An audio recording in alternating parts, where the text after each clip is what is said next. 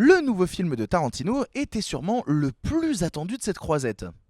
Pour vous donner une petite anecdote, on a des séances spéciales pour la presse en parallèle des séances publiques et des séances de gala. Il aura fallu attendre 2h45 pour rentrer dans la salle et encore, avec mon badge bleu, sachant qu'il y a encore les badges jaunes en dessous, tous les bleus ne sont pas rentrés. C'est-à-dire qu'aucune personne de la presse jaune n'a pu rentrer à la séance. Ça a été un enfer. Je n'ai jamais vu ça de ma vie, un tel engouement pour un film, une telle envie de se battre, des gens qui se poussaient, des gens qui se marchaient à moitié dessus, des gens qui ont été virés de la queue parce qu'ils essayaient de doubler. Vraiment, c'était incroyable ce qui s'est passé avec ce Tarantino, c'était incroyable. Mais j'ai quand même réussi à rentrer. Et alors du coup, il vaut quoi ce nouveau Quentin Tarantino ? Eh ben moi je dis générique. Je dis générique.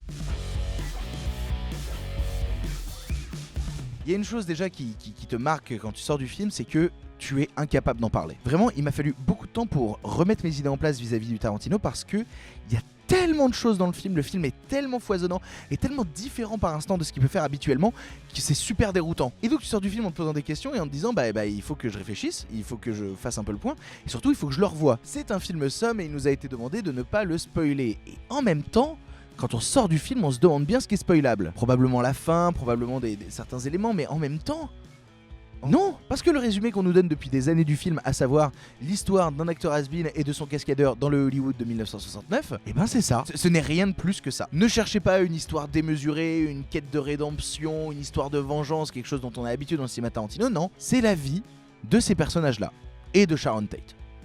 C'est tout. Alors attention, moi je le dis pas comme un point négatif, je suis pas en train de vous dire il n'y a pas de scénar, c'est pas vrai. Je suis en train de vous dire que là, au lieu de se focaliser sur une histoire qui va prendre le pas sur le développement des personnages, on se focalise sur les personnages plutôt que sur leur donner un parcours qui sort de l'ordinaire. Au contraire, ce sont parfois des personnages ordinaires mais qui par leur action vont devenir extraordinaires. Et ce qui va être intéressant justement, c'est tout le rapprochement entre Sharon Tate qui elle est réelle et les personnages de Brad Pitt et de Leonardo DiCaprio qui eux ne le sont pas du tout. Justement mettre en parallèle la création de Tarantino et la manière dont il voyait Sharon Tate à l'époque. Par instant, en fait, le dernier film de Quentin Tarantino, Once Upon a Time in Hollywood, prend une certaine forme de film catalogue. On a énormément de films à l'intérieur du film. De par le fait que DiCaprio est un acteur, on voit souvent des films dans lesquels il a tourné. Et il arrive très souvent que l'action se coupe pour qu'on nous montre un extrait d'un film de DiCaprio. Ou que les personnages même s'assoient pour en regarder un dans un cinéma. Et au-delà du film dans le film, ce qui est intéressant aussi, c'est qu'il ramène des acteurs vivants pour les mettre dans des contextes de fiction. On peut notamment citer une scène assez courte avec Steve McQueen qui match Sharon Tate, ou une scène avec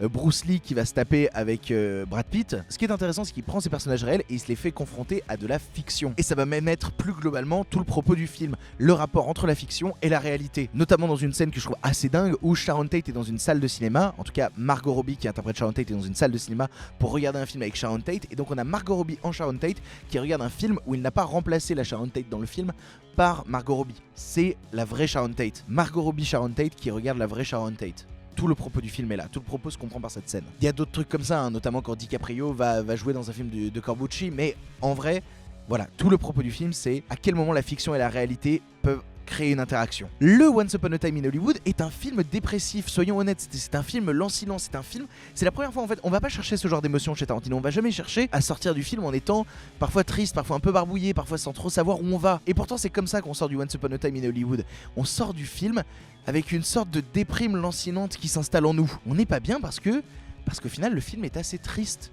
tout le propos du film est assez triste, et cet Hollywood de l'époque, il fait rêver par certains aspects et par d'autres, il nous repousse. On aurait pu croire que Tarantino aurait tendance à idéaliser cette époque et à en faire la promotion continuellement, mais non, il la montre avec tous ses travers et parfois c'est pas joli et ça rend un peu triste. Et pour ça et pour installer ce nouveau fond à l'histoire dont on n'a pas l'habitude chez lui, il va avoir tendance par instant à mettre en retrait ses gimmicks, notamment les pieds. C'est incroyable à quel point il filme les pieds mais des pieds sales. C'est-à-dire, contrairement à vouloir les sublimer comme d'habitude, cette fois-ci ils sont sales. Il n'y a pas particulièrement par instant de violence gratuite là où on pourrait s'attendre continuellement à des litres de sang chez Tarantino. Il va pas mal le faire par les films dans le film, mais dans la réalité, quel intérêt de mettre ça? Il faut ménager les gimmicks de son cinéma pour les faire ressortir plus tard, plus fort, pour impacter encore plus la fiction, pour dire ça y est, là on est dans de la pure fiction, de la fiction démesurée. Mais à partir du moment où on essaye d'avoir un semblant de réel, pourquoi se forcer à mettre des gimmicks qui tendent à l'imaginaire? Ce qui fait de ce Tarantino là un film beaucoup moins accessible que ce qu'on a l'habitude de voir. Vraiment, ce n'est pas un Inglourious Basterds, ce n'est pas un Django Unchained, et je pense qu'il sera aussi incompris qu'un Boulevard de la Mort par exemple. C'est un film qui va laisser pas mal de gens sur le carreau, parce que Tarantino prend complètement à revers ce qu'il fait depuis 10 piges, tout en créant une véritable continuité dans son cinéma, et c'est ça que je trouve incroyable, c'est réussir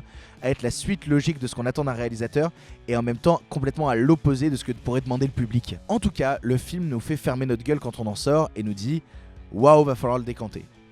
Et ça, c'est souvent le signe d'une œuvre, peut-être pas exceptionnelle par instant, mais sûrement importante. Sûrement très importante. Voilà, sur ce, vous avez encore plein d'autres vidéos à regarder. Nous, de toute manière, la fin du festival approche, mais on est encore là, hein. On est encore là de toute manière. On est encore là. Oui. On est encore là. On a plein d'autres vidéos à vous faire. On vous retrouve pour celle-là et au pire, allez partager celle-ci, hein. Faites des choses. Les grosses bises. Salut à tous.